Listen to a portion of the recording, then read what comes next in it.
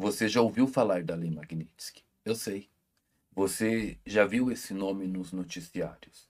Já viu gente comentando nas redes? Já viu políticos falando disso? Né? Uns assustados, outros rindo como se não fosse nada. Mas a pergunta é: você sabe mesmo o que isso significa? Você sabe o real impacto dessa lei para o Brasil? Você entende por que ministros do Supremo Tribunal Federal, o STF, estão na mira? E principalmente, você entende por que isso mexe diretamente com a sua vida e não é só um problema de Brasília? Porque eu vou dizer uma coisa, bem claro, sem enrolação. A Lei Magnitsky não é um detalhe diplomático. Ela é uma dinamite colocada debaixo de estruturas que já estavam podres. E quando ela estoura, não sobra só para quem colocou a mão no dinheiro, sobra para o país inteiro. Aqui, hoje, eu vou te explicar tudo, sem floreio, sem papo técnico, né? Aquele que fica só para inglês ver, sem aquelas desculpas esfarrapadas que você está cansado de ouvir. Eu vou dizer o que isso significa para nós, brasileiros comuns, que acordamos cedo, trabalhamos, pagamos impostos e somos sempre os últimos a saber e os primeiros a pagar a conta, né? Vamos direto ao ponto. A Lei Magnitsky foi criada pelos Estados Unidos em 2012. O advogado Sergei Magnitsky descobriu um esquema de corrupção monstruoso dentro do governo russo. Sabe aquele tipo de corrupção que a gente vê aqui, mas que lá é elevado à 10ª potência? Então, ele foi lá e denunciou. E o que aconteceu? Ele foi preso.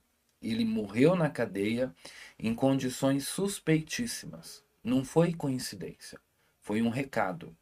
E isso gerou uma indignação internacional. Os Estados Unidos disseram: chega. E aí eles criaram a tal lei Magnitsky para poder punir, assim, de fora, autoridades estrangeiras envolvidas em corrupção pesada e violação grave de direitos humanos. E aqui vale uma pausa. Não é só corrupção por roubar dinheiro. É também quando alguém usa o poder de Estado para perseguir, censurar, prender opositores e manipular as regras do jogo. Originalmente, a lei era só para a Rússia, mas em 2016 ela foi ampliada. Nasceu a Global Magnitsky Act. A partir daí, qualquer figura pública de qualquer país que os Estados Unidos considerem envolvida em abusos desse tipo pode ser atingida. E atenção, quem define isso são os Estados Unidos da América. Não é a ONU, não é Tribunal Internacional, não é CPI, não é voto de Congresso brasileiro. É uma decisão soberana americana e quem não gostou, que lute. Ou, lembrando a nossa digníssima jornalista global, Maju Coutinho, o choro é livre. Gente, o que essa lei permite na prática? Congelamento de bens e ativos. Os Estados Unidos podem bloquear contas, investimentos, imóveis. E aqui tem um detalhe bem importante: não precisa estar nos Estados Unidos. Se o dinheiro circula em dólar, mesmo em banco europeu, asiático, sul-americano, está vulnerável. Por quê? Porque o dólar é a moeda global. Então, esse dinheiro passa pelo sistema financeiro americano em algum ponto. Ou seja, é como ter uma torneira na mão e quem segura essa torneira não está no Brasil, está em Washington. Cancelamento de vistos. Não só o acusado direto perde o visto, mas cônjuge, filhos, familiares próximos também podem ter os vistos revogados. Ah, mas por quê? A família não tem culpa. É simples. Para cortar o prestígio, para cortar o conforto, para cortar as férias em Miami, os cursos em Harvard, os investimentos pessoais. Não é só sobre punir o ladrão, é sobre cercar o castelo. Bloqueio no sistema financeiro global. Quando alguém entra na lista de sanções, Empresas e bancos do mundo inteiro fogem, por medo de serem punidos também, gente. E isso cria um efeito cascata. Quem é sancionado passa a ser visto como radioativo. Ninguém quer negócio, ninguém quer contrato, ninguém quer risco. Qual que é o resultado? Isolamento total. E por que que isso daqui é importante para nós? Muita gente pensa assim: ah, mas isso é problema deles. Eu não tenho nada a ver com isso. Engano. Essa lei não manda prender ninguém no Brasil. É verdade. Mas ela age lá fora, criando um cerco tão forte que destrói o espaço internacional de atuação de quem está sendo investigado. E não para por aí. Quando você sufoca autoridades de um país, você não atinge só ela. Você atinge o Estado, a reputação, os negócios, os investidores. O efeito não fica no topo, ele escorre como lama. Sabe? Quando chega no chão. E quem que é que está no chão? Eu, você. E aqui vai o recado direto, sem papas na língua.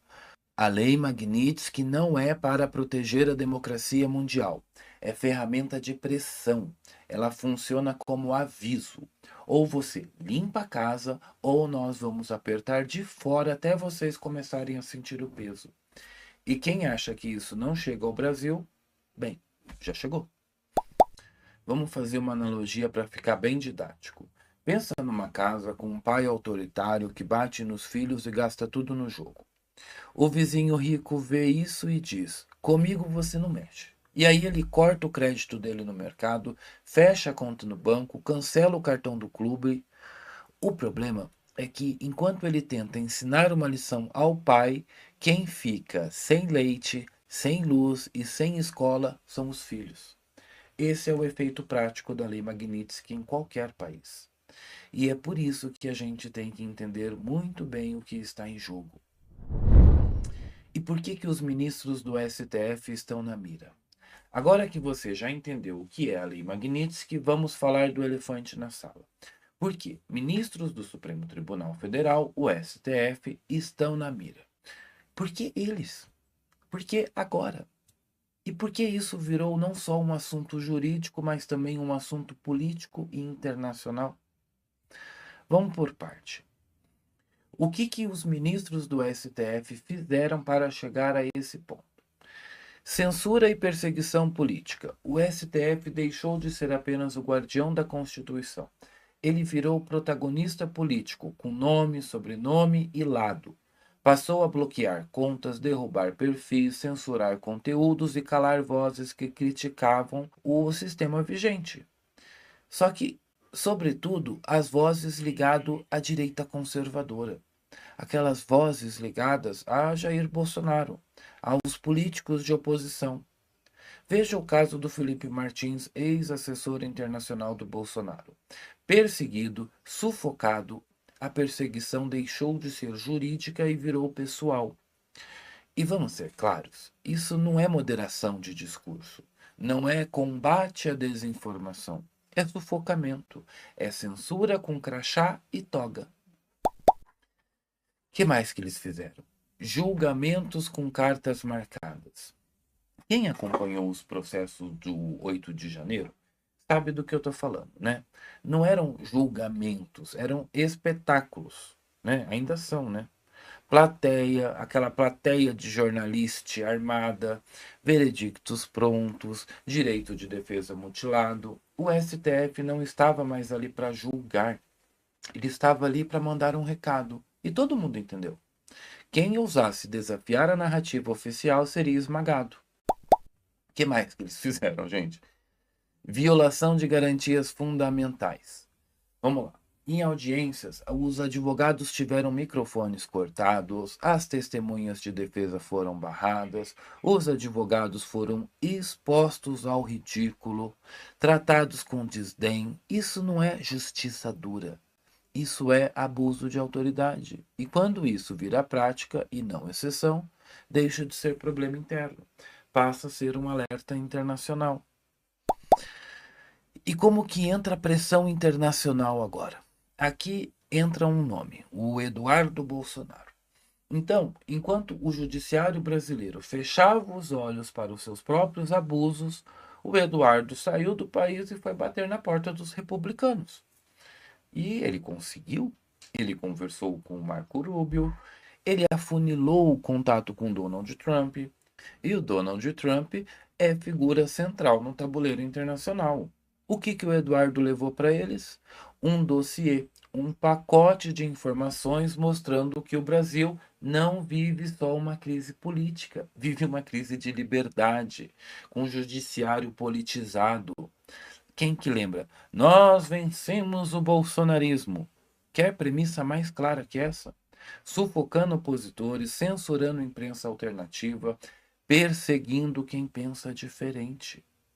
E vamos ser claros, o Trump entende bem do que estamos falando, né? Quem lembra do Capitólio? Ele também foi alvo de investidas progressistas nos Estados Unidos.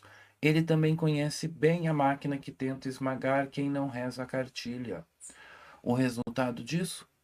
O governo americano abriu os olhos e, a partir dali, o STF brasileiro deixou de ser assunto doméstico, virou assunto internacional. Mas não é exagero? Não é só uma briga política? Não. E eu vou te explicar. Imagina uma família na sua rua. O pai é agressivo, ele bate na esposa, humilha os filhos, vive dizendo para os vizinhos assim: aqui mando eu, ninguém se mete na minha casa. Aí os vizinhos até tentam ajudar, tentam conversar, chamam a polícia local, mas só que nada muda. E aí um dia, esse pai começa a pedir dinheiro emprestado para todo mundo na rua. Começa a atrasar pagamentos, a ameaçar os outros moradores, começa a espalhar problemas que saem do portão dele e atingem a vizinhança inteira. Você acha que os vizinhos vão continuar dizendo: ah, não é da minha conta? Claro que não. Porque quando o problema moral de uma casa começa a prejudicar a rua inteira, ele deixa de ser privado. Ele vira responsabilidade coletiva. E é exatamente isso que está acontecendo com o Brasil. Os abusos, eles não ficaram entre quatro paredes, eles transbordaram. O Alexandre de Moraes quis sancionar até cidadão americano. E aí, agora, o que eles falaram? Ou vocês resolvem, ou nós vamos precisar intervir para proteger nossos próprios interesses, nossos próprios cidadãos. Os ministros do STF, eles não estão sendo atacados por bobagem nem por picuinha ideológica. Eles foram longe demais, eles passaram do papel de árbitro para o papel de jogadores. E agora eles estão recebendo de fora o que aqui dentro ninguém teve coragem de dar. Um basta. E quem é que está mandando esse recado? Nada menos do que o país mais poderoso do mundo, né? Eles disseram: aqui vocês não mandam. E aí o Brasil está sofrendo retaliações. Os Estados Unidos já revogaram vistos não apenas de Alexandre de Moraes, mas também do Barroso, do Toffoli, do Zanin, do Fachin, da Carmen Lúcia, do Gilmar Mendes, do Flávio Dino, e não parou por aí. O chefe da Polícia Federal, o Andrei Rodrigues, e o Procurador-Geral da República, o Paulo Gonet, também tiveram os vistos cancelados. Familiares diretos, incluindo esposas e filhos, entraram no pacote também. E aqui entra um ponto que os brasileiros ainda não assimilaram: o impacto psicológico disso. Essas figuras vivem de prestígio, de serem convidadas para fóruns internacionais, palestras, cátedras, visitas oficiais, viagens para Nova York, Miami, Londres. E quando o maior país do mundo diz: aqui você não entra mais, não é só uma sanção burocrática, é um tombo público, é uma humilhação internacional. É dizer assim: você não é bem-vindo na nossa casa. E para quem viveu a vida inteira cercado de tapinha nas costas e reverências, isso dói, gente. Mas dói muito, vocês não têm ideia. Por enquanto, os Estados Unidos agiram no campo diplomático, mas todos os sinais indicam que isso é só o começo. O próximo passo envolve congelamento de ativos, Bloqueio de contas bancárias e restrições a qualquer operação financeira que passe pelo sistema em dólar. E aqui vale explicar bem, porque muita gente acha que basta não ter conta nos Estados Unidos para escapar. Errado. O dólar é a moeda do mundo. Negócios em Hong Kong, Dubai, Londres, São Paulo, todos, em algum momento, passam pelo sistema financeiro americano. Ou seja, mesmo que o dinheiro esteja na Suíça, se ele precisar circular em dólar, pode ser bloqueado. E isso cria medo nos bancos internacionais, que começam a fechar a porta antes mesmo de serem obrigados. O efeito é um isolamento financeiro progressivo e implacável. Como o governo brasileiro reagiu a isso? Com diplomacia? Não, com histeria. O Planalto ameaçou taxar pesadamente as big techs americanas, travar remessas de lucro de empresas estrangeiras, endurecer o discurso anti-americano em fóruns internacionais e, claro, abraçar ainda mais Rússia, China e Irã. Na prática, tentaram transformar um problema jurídico-político em discurso patriótico barato. Lula tenta surfar na narrativa do ataque à soberania. Mas vamos falar a verdade? Quem tenta bancar o líder soberano enquanto implora por dinheiro chinês e afago russo não tem moral para falar em soberania. Isso não é patriotismo, é oportunismo. E um detalhe que muita gente esquece: ministros do STF riram das sanções no começo. Fizeram piada entre eles, brincavam. Quem será o primeiro a perder o visto? A soberba os impediu de enxergar o recado. Mas, como diz o velho ditado conservador, a soberba precede a queda. E agora quem menosprezou está sentindo aquela realidade bater à sua porta. E quando a realidade chega, ela não pergunta se você está preparado. Ela simplesmente derruba a porta. O que começou como um simples recado virou ação concreta. Deixou de ser só ameaça e virou sanção. Dia 1º de agosto, vamos ver o que vai acontecer. E tudo indica que, se continuarem desafiando de peito estufado, o próximo capítulo será muito mais pesado. Agora chegamos ao ponto que, sinceramente, interessa de verdade. Porque, no fim das contas, você que está me ouvindo não é ministro, não é procurador, não é banqueiro, você é cidadão comum. Trabalha, paga conta, paga imposto, aguenta juros altos, aguenta inflação, vê o dinheiro sumir no mercado e ouve na TV que está tudo bem. Então vamos deixar claro, isso tudo não é problema só lá de cima. Isso cai direto no seu colo. Quando um país começa a ser visto como instável, problemático e autoritário, ele perde respeito no cenário internacional. E isso não é discurso bonito, é fato prático. Menos acordos comerciais, menos investimentos estrangeiros, menos parcerias tecnológicas, científicas, culturais. O Brasil vira parceiro tóxico. Ninguém quer colocar dinheiro num país que parece um barril de pólvora. Quer um exemplo? O investidor americano que pensa em colocar uma fábrica no Brasil, ele vai pensar duas vezes. Por quê? Porque ele não sabe se amanhã vai ter embargo, se os bancos vão parar de funcionar, se o país vai ser isolado no sistema financeiro global. Qual que é o resultado? O investimento vai para outro lugar, menos emprego aqui, menos renda aqui, mais gente na fila do desemprego. O dólar sobe porque investidores fogem, e quando o dólar sobe, tudo sobe: combustível, gás, energia, medicamento, insumos industriais, insumos eletrônicos, logística. A bolsa de valores desaba, porque as empresas, elas perdem valor e o mercado entra em pânico. Os juros explodem para tentar segurar a fuga de capital. E quem que paga? Você. No cartão de crédito, no cheque especial, no financiamento da casa, no carnezinho da loja.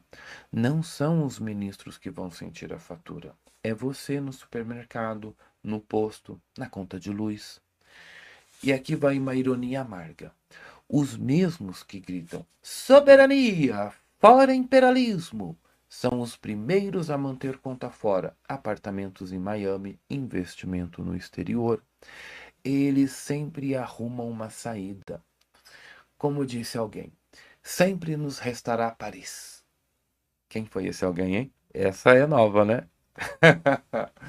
É mentira, é de um filme maravilhoso que a gente viu outro dia. Quem fica para pagar a conta é o brasileiro comum. Lula tenta transformar essa crise num show político. Ele joga para a plateia aqui, dizendo que o Brasil está sob ataque estrangeiro.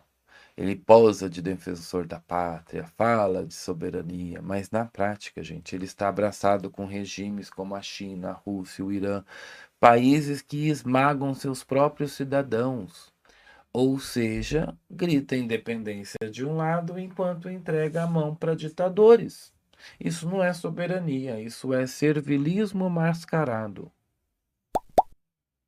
E aqui vale dizer, esse tipo de discurso pode até funcionar por um tempo, mas quando a inflação explode, o desemprego aumenta e o povo sente no bolso, não tem narrativa que segure. O povo aguenta muito, até parar de aguentar. Pouca gente fala disso, mas é fundamental. O Brasil depende do sistema GPS americano para praticamente tudo: agricultura, transporte, logística, navegação, bancos, segurança.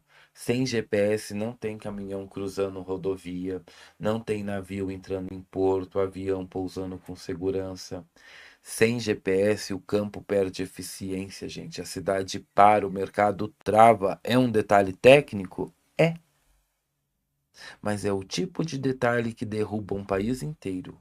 E aqui entra outro ponto: equipamentos militares, softwares bancários, plataformas de comunicação, tecnologia hospitalar, quase tudo tem vínculo direto ou indireto com os Estados Unidos. Romper com isso significa pagar mais caro, buscar fornecedores piores ou simplesmente ficar para trás. Quer uma analogia prática para fixar bem? Pensa na vida moderna como uma casa. Tem energia, água, internet, gás. De repente você briga com o fornecedor de energia. Acha que vai continuar tudo funcionando? Você acha que dá para dizer: agora eu vou pagar só gás e internet, dane-se a luz? Não dá. Sem energia, a casa inteira colapsa. Sem os sistemas americanos, o Brasil não vira independente, vira refém. A crise, ela não é abstrata, não é só Brasília, nem só jornal, nem só Supremo. É o supermercado, é o posto de gasolina, o boleto no fim do mês. É aquela vaga de emprego que não abre, o aumento que não vem, o negócio que não nasce. E quando chegar no bolso, aí sim o brasileiro vai entender que a brincadeira custou bem caro. Até aqui falamos do que já aconteceu. Agora, vamos falar do que pode acontecer? E aqui a coisa fica séria de verdade, gente. Porque se você acha que já estamos no fundo do poço, eu preciso te dizer que tem um alçapão. Os analistas de verdade, aqueles que não ficam rindo lá no Twitter, nem dando entrevista para agradar editor de jornal, estes estão preocupados com o risco real da escalada. Sabe, de a crise sair do controle e levar o Brasil para um caminho assim muito, muito, muito perigoso. O SWIFT é como uma espinha dorsal do dinheiro no mundo. É o sistema que permite transferências bancárias internacionais. Sem ele, você não paga nem recebe nada do exterior. Acabou importação, exportação, financiamento internacional, câmbio, até compra online internacional. Quer um exemplo bem concreto? Você tem uma empresa que importa máquinas para fabricar remédios no Brasil. Sem Swift, você não consegue pagar o fornecedor. O fornecedor não consegue mandar a máquina. O remédio não chega, o hospital não opera, o paciente fica sem remédio. Isso não é exagero, é cadeia real. Quando o sistema trava, gente, o país inteiro sente. Ah, mas se os Estados Unidos apertarem, a gente corre para os braços da China. Olha, isso não é independência. Isso é trocar de coleira. China, Rússia, Irã não são democracias. São regimes que não respeitam liberdade política, não respeitam liberdade individual, não respeitam contratos, não respeitam direitos básicos. O Brasil passa a depender de quem?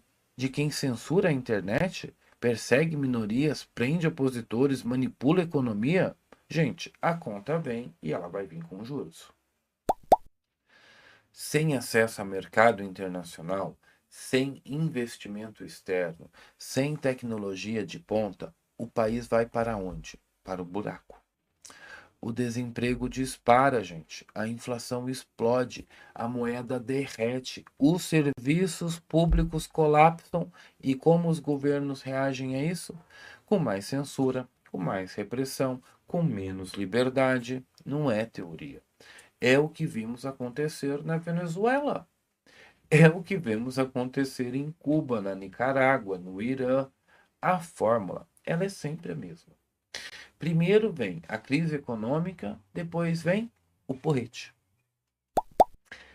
Como pouca gente fala, eu lembrei de um ponto e eu volto a repetir aqui. Esse é um dos pontos mais sensíveis, gente. Eu quero voltar a falar aqui do GPS. O Brasil depende do GPS controlado pelos Estados Unidos. Transporte, aviação, agricultura de precisão, logística, navegação, telecomunicação, bancos. Sem GPS, caminhões não rodam, navios não atracam e aviões não pousam, colheitadeiras não trabalham. Operações básicas ficam comprometidas. O Pix. Sem GPS, gente, o país literalmente apaga. E não existe GPS alternativo, fácil de contratar. O sistema chinês tem o Beidou, né? E o russo o GLONASS, acho que é assim que se pronuncia. Eles estão a anos-luz de distância em cobertura e integração. Além disso, para usar esses sistemas, seria necessário reconstruir uma infraestrutura nacional, o que custa bilhões e demora anos. Uma analogia agora para a gente poder fixar bem. Imagina que você depende do Waze para trabalhar. Um belo dia o Waze para. Você até pode tentar abrir outro aplicativo, mas o problema não é o aplicativo, é o sinal do satélite. Sem o satélite, nem o Waze, nem o Google Maps, nem o Uber, nem o avião, nem o banco, nem o navio funcionam. Sem GPS, um país moderno é um país cego. O risco não é só financeiro, é estratégico. Não é só dólar caro, bolsa fraca, economia encolhendo. É soberania real. É perder controle sobre transporte, agricultura, defesa, comunicação. É sair do grupo das nações sérias e cair no grupo das nações quebradas, isoladas, vulneráveis. É não ter mais voz no mundo e ainda perder a voz aqui dentro. Quem que vai pagar essa conta? Sempre ele, o cidadão comum, eu e você. Agora vamos falar de algo que vai além da política, além da economia, além das jogadas diplomáticas. Vamos falar do lado moral? Assim, porque no fim das contas não é só sobre leis, dinheiro ou poder, é sobre coerência. É sobre o que é certo e o que é vergonhoso. O governo brasileiro adora gritar soberania nacional. Quando os Estados Unidos aplicam sanções, o Lula e os seus aliados, ele aparece na televisão batendo no peito dizendo assim, ó, ninguém manda no Brasil. Gente, mas no dia seguinte, lá estão eles negociando com a China, com a Rússia, com o Irã. Quer dizer, não querem ser dependentes dos Estados Unidos, mas estão felizes em depender de regimes autoritários.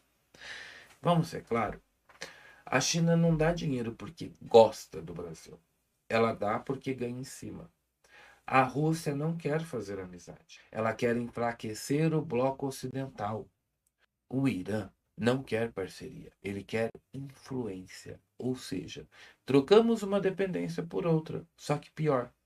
Deixamos de andar com democracias, mesmo imperfeitas, para andar com ditaduras declaradas. E chamamos isso de soberania. Isso não é soberania. Os mesmos ministros políticos, juízes e jornalistas que gritam contra o imperialismo americano adoram ir passar férias nos Estados Unidos, adoram estudar em Harvard e ter filhos em escolas americanas, abrir empresas em Miami. Mas no microfone posam de heróis anti-americanos. Na prática, vivem pendurados no sistema que criticam. É o velho truque de sempre. O socialista de iPhone, né? O discurso é para enganar o povo, gente. O conforto, esse eles garantem para si mesmo. O Brasil não sabe mais o que defende. Ele grita por democracia, enquanto o STF passa por cima de garantias básicas. Grita por soberania, enquanto vende a alma para a China. Grita por liberdade, enquanto persegue quem pensa diferente. Moralmente estamos perdidos. E a crise que estamos vendo não é só financeira, política ou institucional. É uma crise de caráter, é uma crise de valores. Imagina um pai de família que diz para os filhos que vai proteger a casa, que não aceita intromissão de ninguém, mas ele mesmo abre a porta para estranhos, vende os móveis da sala, entrega as chaves do cofre e depois volta para o quarto dizendo: aqui mando eu. É ridículo, é patético. E no caso do Brasil, é trágico. O lado moral dessa história é o mais vergonhoso, porque mostra que, enquanto o povo paga a conta, os de cima, gente, vivem de discurso barato, de incoerência e de teatro. Quem grita por independência não pode se ajoelhar para ditador. Quem fala em democracia não pode perseguir opositor. Quem fala em soberania não pode vender o país por migalha. No fim, quem paga sempre é o mesmo, o brasileiro comum. Então vamos deixar claro o que você precisa levar desse vídeo? A Lei Magnitsky não é só um detalhe de diplomacia, não é um capricho, não é fofoca de rede social. Ela é um terremoto silencioso. Ela escancara a fragilidade institucional do Brasil. Ela expõe um judiciário que foi longe demais. Ela desmascara um governo que grita soberania, mas se ajoelha para qualquer regime que passe o Pires. E, acima de tudo, ela mostra quem paga a conta: o brasileiro comum. Você, eu, nós.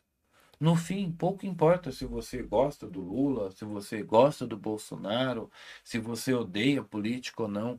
O impacto vem para todos. Ele chega no supermercado, na conta de luz, no boleto do cartão, no desemprego, no sonho que vai embora.